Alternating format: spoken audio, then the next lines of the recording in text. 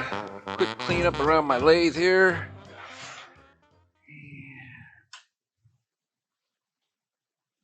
Getting stuff ready to go for the next one here.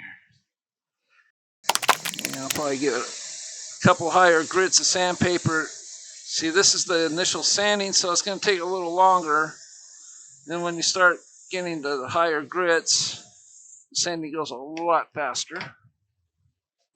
All right, so I need to bring that paint board back up here, and I'll grab my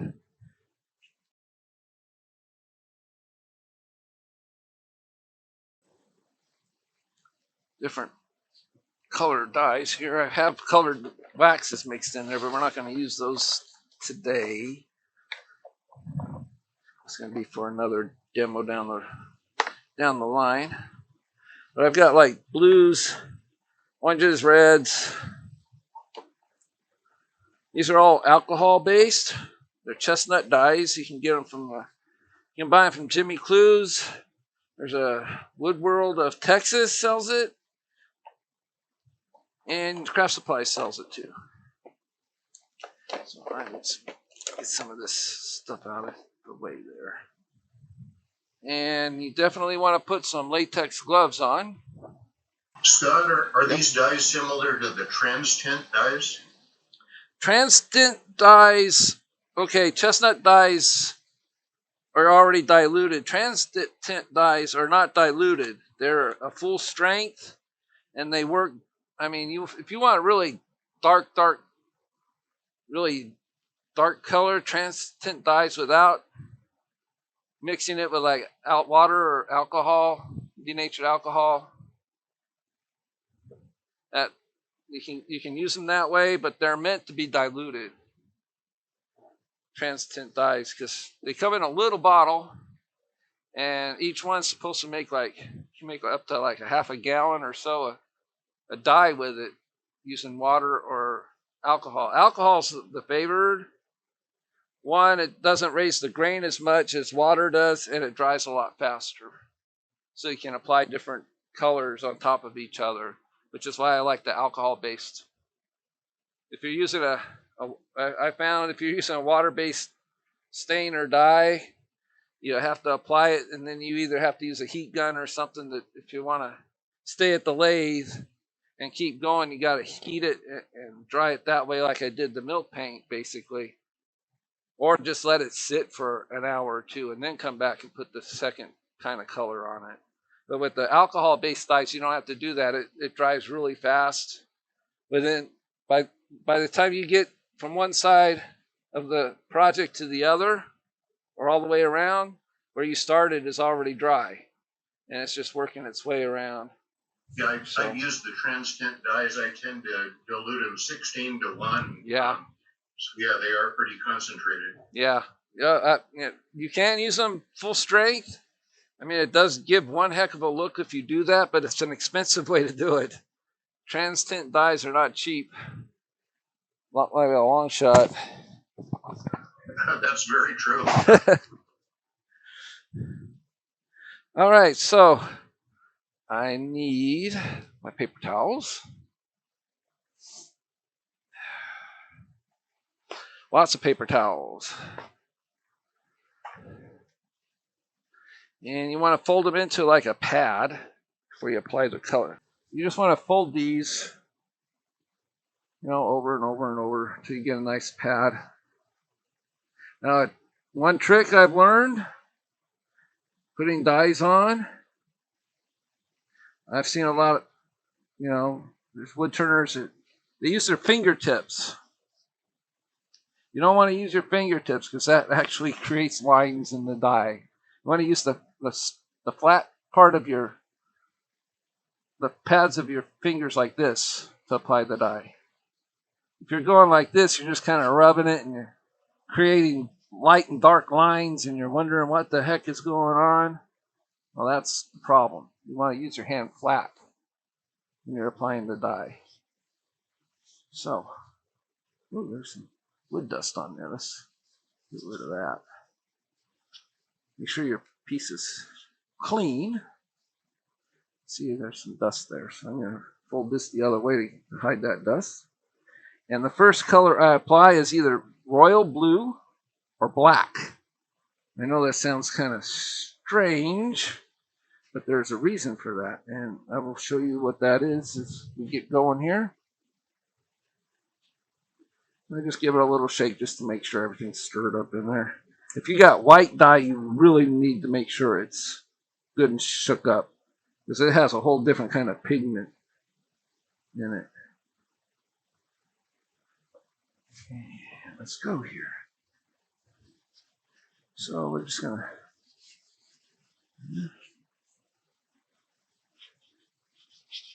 using the pads of my fingers there. Just get it. All right, need some more.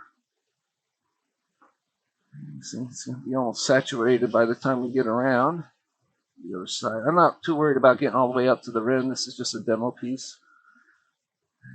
I'll probably end up cutting this off, maybe. I don't know. Depends on how it looks at the end. I might make a bowl out of it. It looks nice enough. All right. So now I can already tell. You can actually see the alcohol evaporate off of here. Okay. So you just want to make sure you get it in all the good spots and it's good and dry.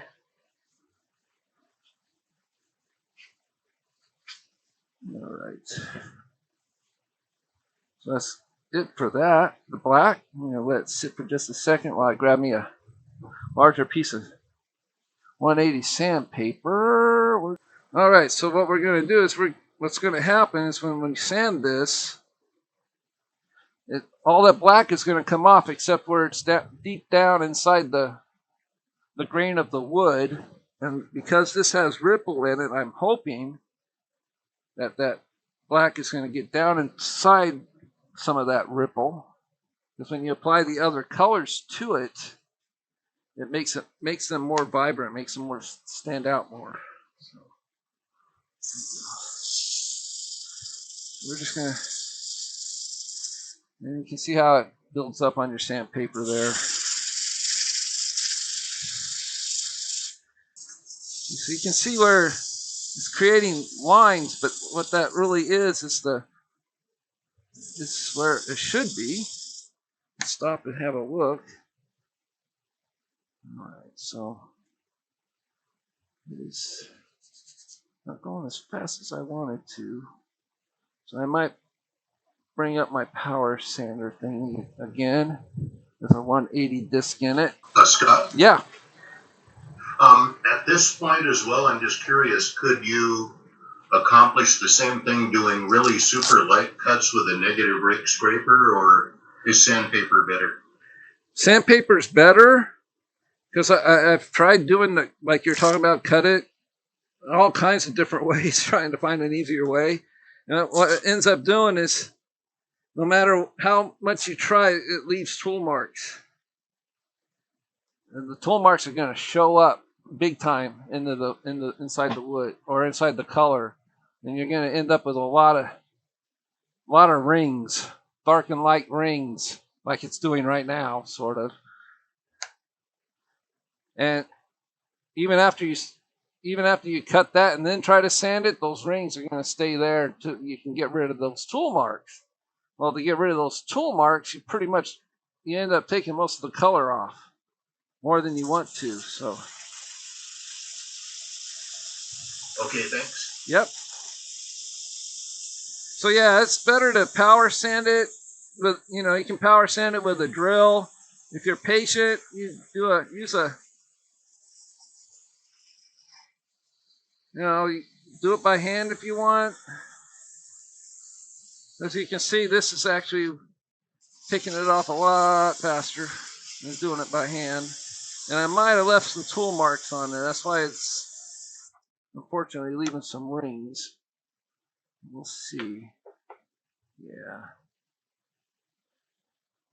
So maybe I will.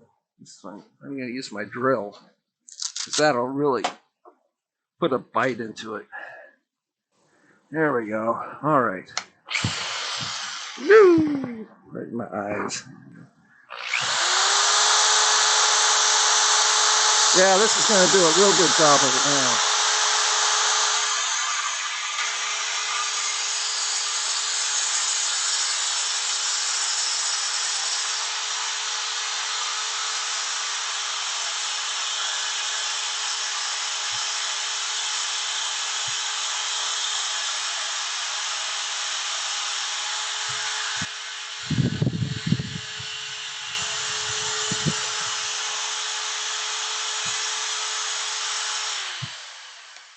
It looked like it's taking it out. Yep, there you go. We're almost there. There's a few more lines, but we can hold that still and do that. Make sure we get most of that off of there.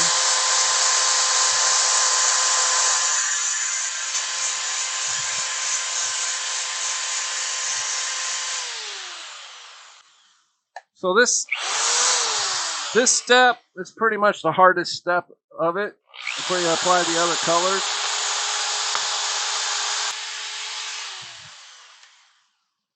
So that streak right there is really into the wood. So I'm not going to be able to get rid of that, but hopefully the other colors are going to cover it up nicely. So as you can see, I got a lot of that black off of there.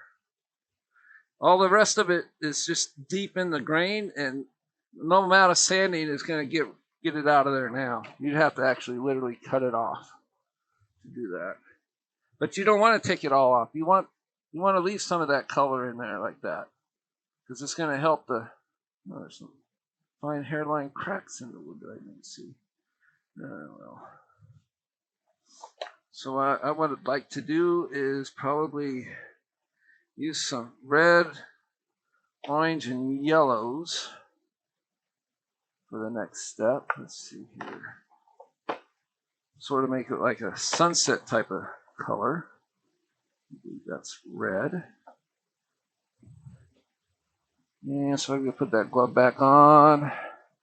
So I've got red, orange, and yellow. So I'm going to move this out of the way. Oh, where's my... Just found my box of latex gloves. That's good. Just right where I put them. So we're just going to create another pad.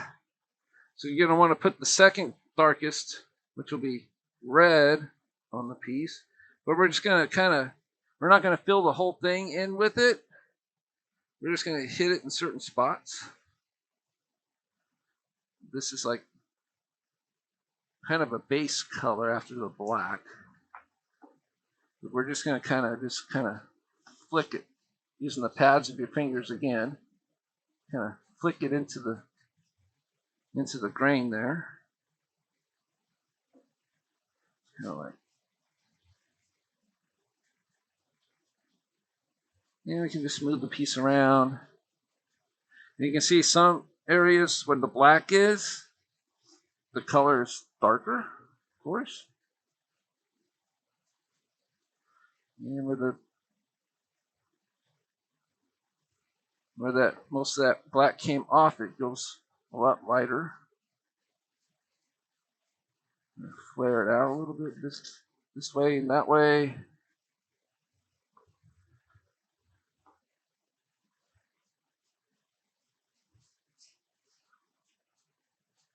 A little bit more certain spots. All right. So we're going to hit it with that power sander, but not so strong this time. Just a little bit. You don't want to take a whole lot of that red off. You just want to take a sampling of it off. So I need to change that disc off. Don't want to put black back on it.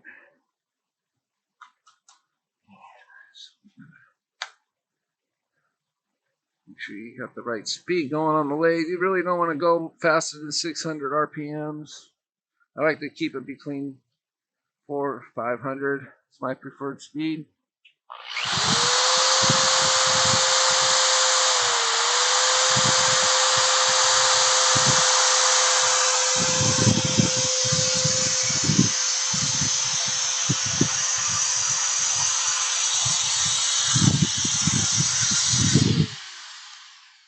Yeah, we'll see if we got any dark lines that we need to remove. So there's some sanding we need to do right there. Yeah, that streak is all the way around. The rest of it looks pretty good. I just want to get rid of that one dark streak.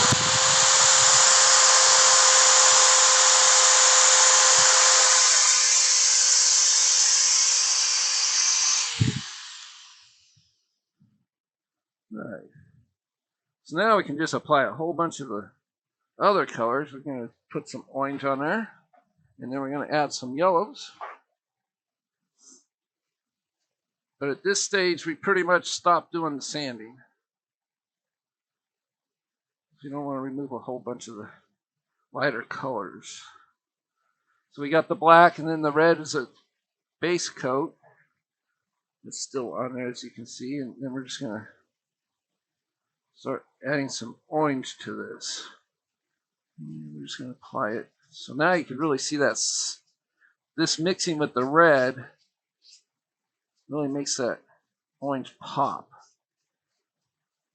Then we're going to leave a little gaps here and there, so the yellow will have a place to go, and you'll be able to see it. You don't want to fill in every spot.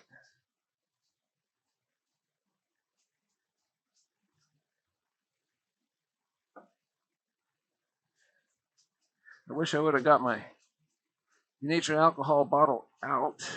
I might still do that, because that's great for blending the colors. Once you get them all on, it kind of causes them to blend together instead of having any stark lines. Kind of that is kind of muddled, so kind of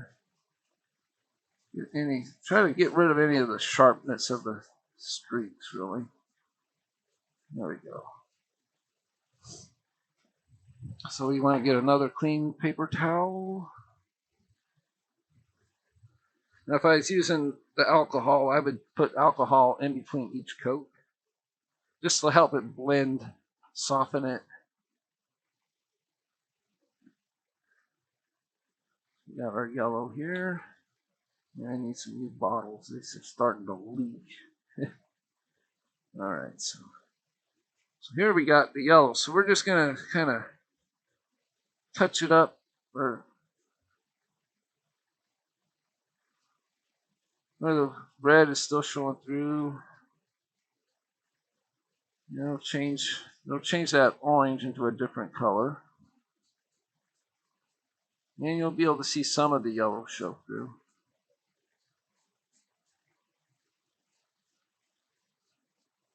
Now that's a good spot right there. That looks really nice. This side came out a little muddled. The grain in these two spots are really dense, or not really dense, but really open. And it allowed that black to really get in there and stay in there. And then the other colors coming in after just darkened it up even that much more. But that does give it an effect. You can't see the grain through it still. Kind of hard to see on that camera. So let me switch. There we go. Now you can see what the colors are doing. Let's see if I can do a shoulder side. There. Now you can see what the colors are doing. Much better view there. Yeah, I wish I would have got that. Let me look real quick to see if that bottle is handy, if you don't mind. Because you'll see a difference.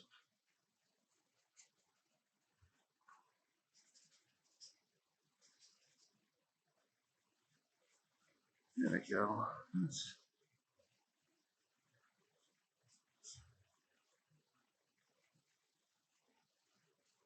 You can see how it's just like almost a sunset type of look. I'm going to let it dry off. I'm going to grab me I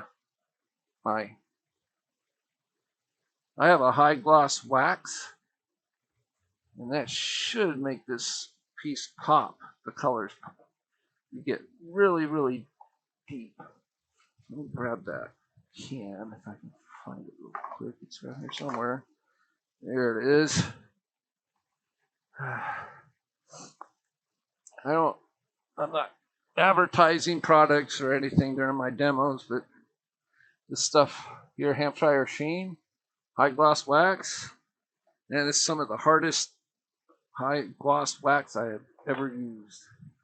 And fingerprints don't show up in it. Nothing. It's just crazy how hard this stuff is. It's a fellow in England makes it, but it's sold here in the States by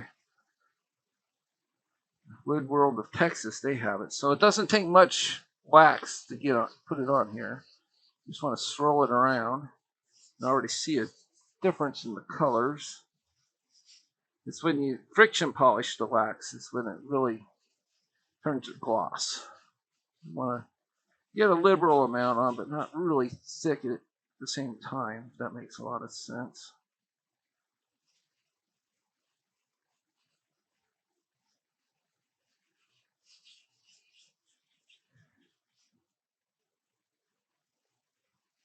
You want to make sure you got a full coverage of it. And you can tell just by the way the wood feels. When you hit a bare spot, it's going to feel a little rougher. And you can see where it's kind of drying now. That's all right. That's what we want it. Kind of get rid of the thick spots by throwing it around a little more. Moving it about on the. So use the pads of your fingers again to finish it off.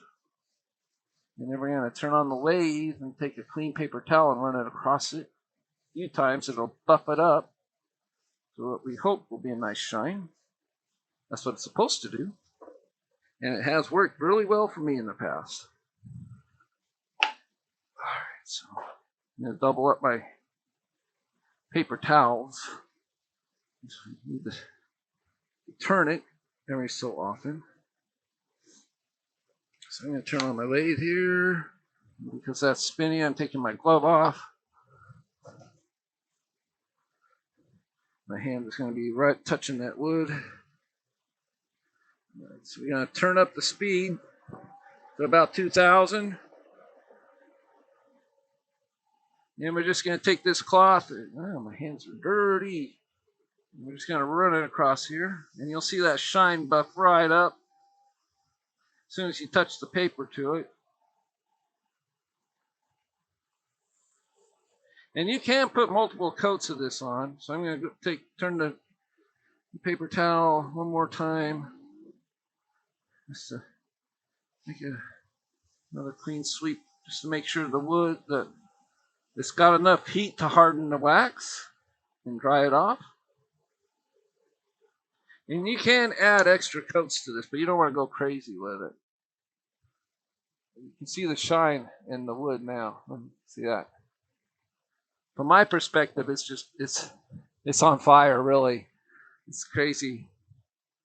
If you guys can't really, you can see the shine in it. I think that other view is much better. Right there, you can really, see, you can see the shine right reflection.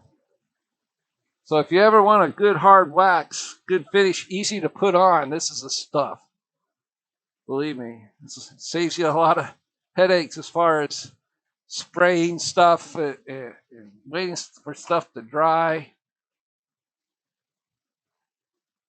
And this wax is certified food safe, so you don't need to worry about that either. So this could probably use another coat or two if I really wanted to get a really deep shine on it. You can see that it's really smooth. It's got a nice, that wax put a nice, it's more of a, at this point I would say more of a satin finish. It's not a really high gloss. It would probably take another coat or two of doing that. But I can already see the reflection. I can see my hand reflecting in it. So if you guys want a really high gloss wax, it's easy to use. That stuff is top notch in my book. All right. All right. Thank you very much. All right. Well, thank you. Thank you, Scott. Great demo. All right. Thank you. Thank you for coming in. I appreciate it.